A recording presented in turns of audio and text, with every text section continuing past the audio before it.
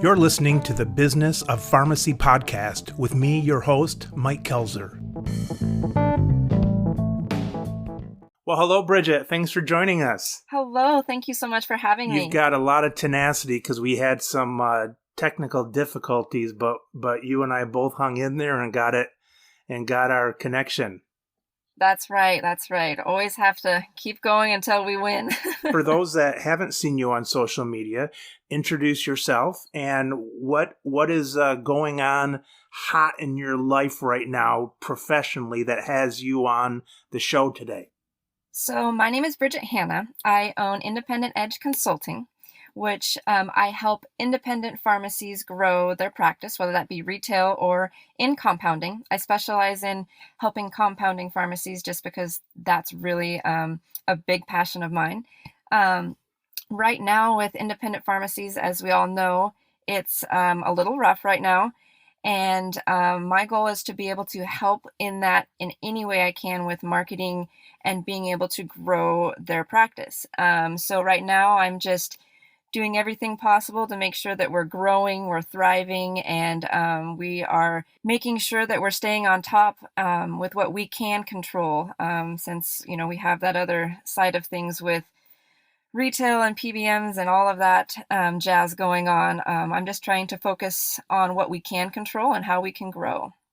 Yeah, there's so much that we can't control in the industry. You're probably a sight for sore eyes for people, though, to give them some hope still. So, Bridget, I imagine you started doing your thing in a pharmacy. And how did you decide to branch out? And what was your then first move in branching out to other pharmacies? So I started out, I've been in pharmacy a little over 10 years. I started with my first independent pharmacy, and I first started learning about compounding, and I fell in love with it. And I just realized how many opportunities were there and how many people didn't know about it. So I wanted to start marketing, and bless my boss at that time's heart. I was a very, very quiet person, very reserved. And I told him that, and he looked at me like I was absolutely crazy, which he had every right to. But I was so passionate about what I loved with compounding that passion really overcame my kind of like fear of, stepping out like that. So that propelled me to just really overcome that. And I started my marketing journey there. I created everything from scratch. I didn't have a marketing, allowance or budget or anything. So I had to be super creative. Anything came out of my pocket. So I had to really dig deep, and I had to figure out what worked, what wasn't working. And I taught myself all the way. And it's been 6 years since that day I started marketing. And I have found, not the most, when people think of marketing, I do things a little differently, but it's very successful, and I saw it work, and I've overcome so many struggles learning how to do that. And I want to be able to help other pharmacies. I see, other pharmacies struggling with their marketing, and I was like, you know what? I have made it. I have figured this out. I have persevered, and I have taken the pharmacy that didn't have a marketing program, and I grew it into something that has been amazing, so amazing that they got to build onto their pharmacy and build a whole new lab. They're all USP 800 now, ready to go. And I wanted to be able to take that and help others, kind of put them on the fast track to finding the right marketing for their pharmacy without having to, go through the struggles I went through, learning what worked, what didn't, and being able to help others and help the independent pharmacies be able to keep going. And the fast track is important now because of, the current conditions. Have you been successful in having other pharmacies come on board? Have you been able to make some moves for other pharmacies, or is this close to the beginning of your reaching out with your service? We've had some really good success. It's still like I said, it's still relatively new. I started back in, just 2018. So, still relatively new, but, we are moving, and I'm very, very excited, very happy with where we're at.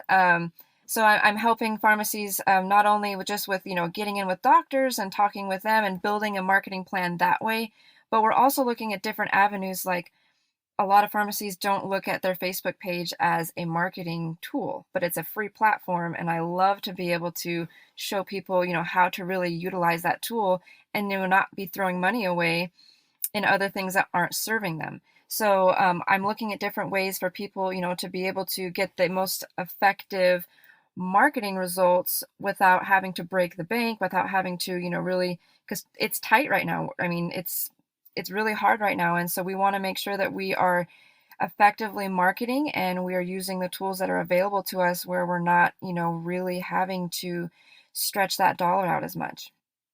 What ways are you personally marketing your marketing business?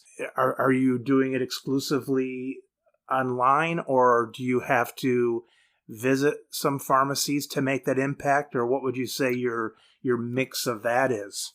So right now I'm using just a lot of different platforms online, LinkedIn, Instagram, Facebook, that kind of thing.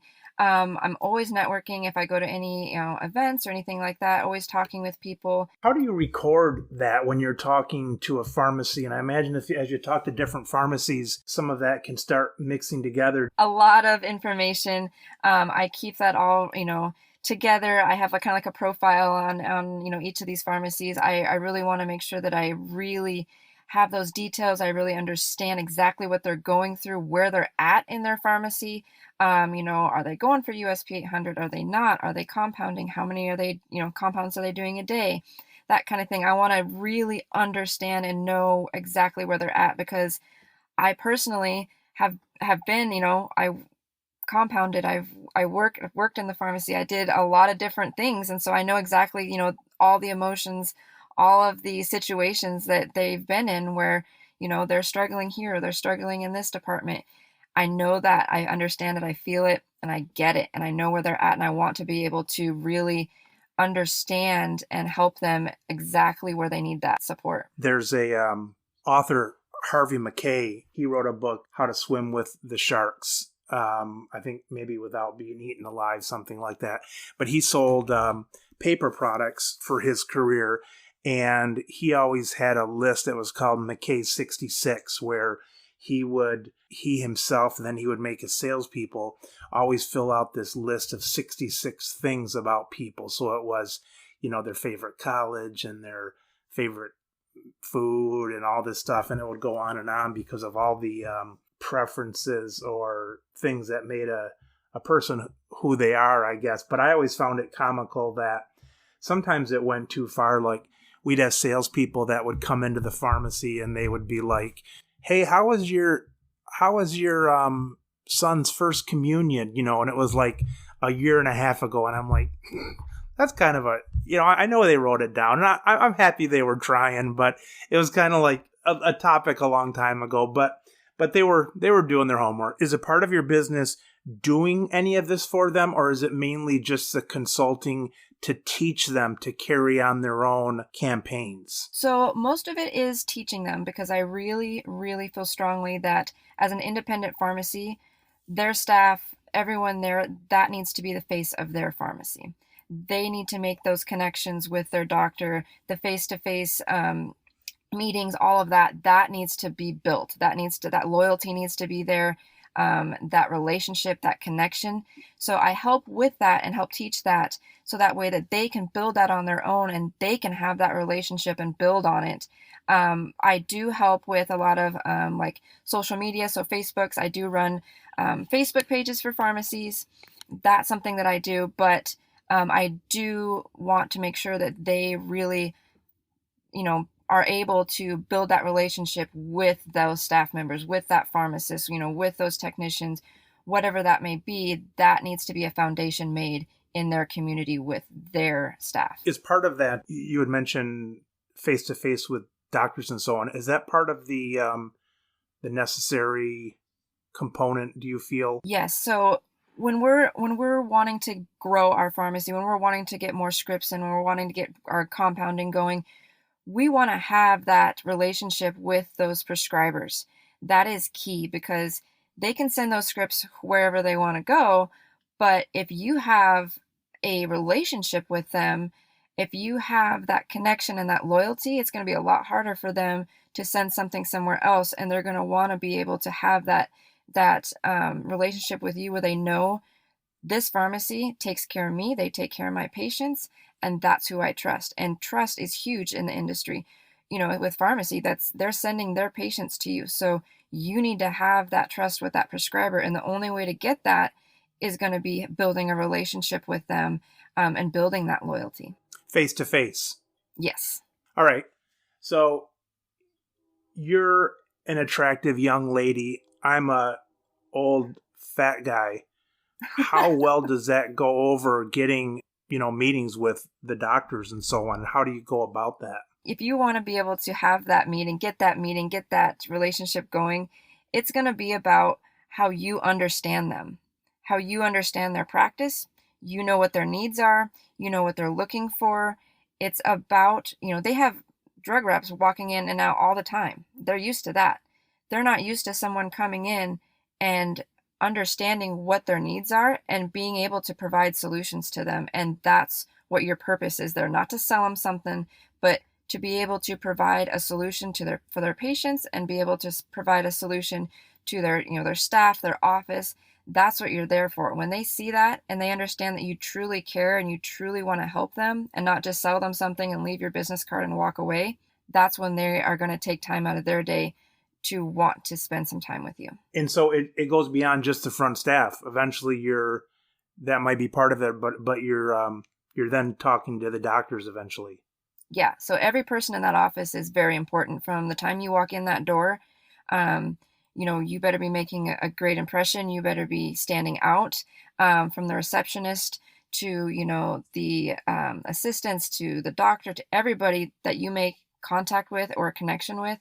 They're super important. So that's one thing that I make sure that, we are addressing is it's not just about, oh, I want to see the doctor. Every single person in there is important. And if you don't show that importance, you're not going to get to the doctor. So it probably hasn't been a good idea for me to go in over the years and call all the office staff the little people.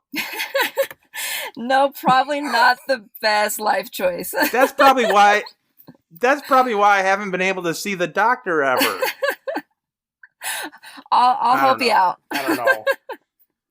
Bridget, what business goals, and I know that certainly the goal is to serve the customer and help them and so on, but what kind of business goals or dreams do you have on the personal side with this endeavor of yours? One of my biggest things that I had to overcome as with like staff members and stuff before is no one really believed that I could do what I'm doing. No one really believed when I first started marketing that I would be successful.